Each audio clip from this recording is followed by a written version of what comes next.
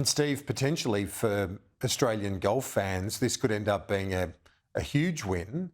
We saw how much people embraced the event in Adelaide.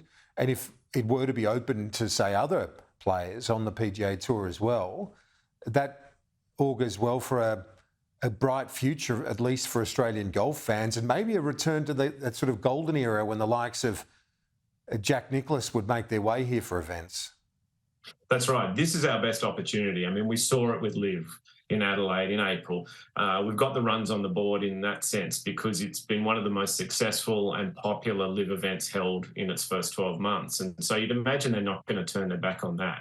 And now if more players are eligible to come and play, then you're spot on. We may see a field that is just unlike anything else we've seen in Australia for a long, long time, and hopefully multiple times. There was talk after Adelaide that there could well be multiple LIV events here next year, and that may well still be the case even if the landscape changes a little bit.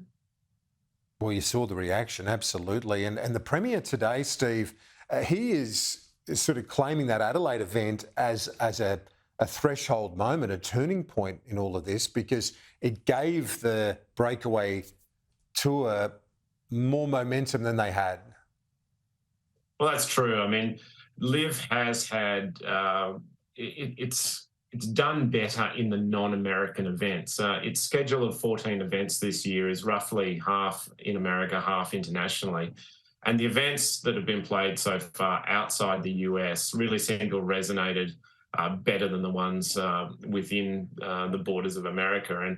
And Adelaide and Australia really embraced that event. I mean, we got a phenomenal tournament, great weather, terrific golf course, and it just really looked like a blueprint for the future.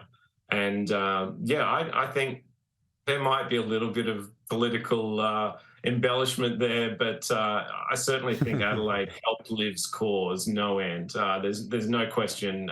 It really gave LIV an extra boost and a real foothold in this country that has got people excited about golf in a way that maybe we haven't seen for quite some time. And so, yeah, quite rightly, I think there's some legitimate back padding in South Australia going on at the moment. And let's just hope that we keep seeing more events down here, whatever the guise, whatever, whether we call it a PGA Tour event, a LIV event, or some kind of merged entity, let's just hope we get more great players and great fields coming down here again in the future.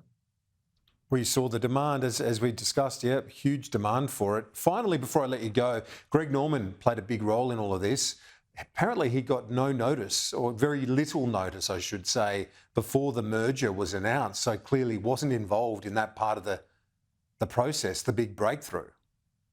Yeah, Greg has seemed to be taken a slightly back seat this year in LIV, not in Adelaide for obvious reasons in his home country, but other events it's been noticed that he's not quite the front man that perhaps he was in the beginning. And so what place he has and what role he takes in the movement going forward, I guess, remains to be seen. But I think a lot of Australian golf fans would look at what's happened so far, and if Greg and LIV are not together any longer, it really is still a case of job done. He sought to break down the monopoly that the PGA Tour had and the stranglehold it had on world golf. And that's been dismantled. And so if Greg achieves nothing else with LIV, then you'd have to say that what he's achieved is enough and more than enough.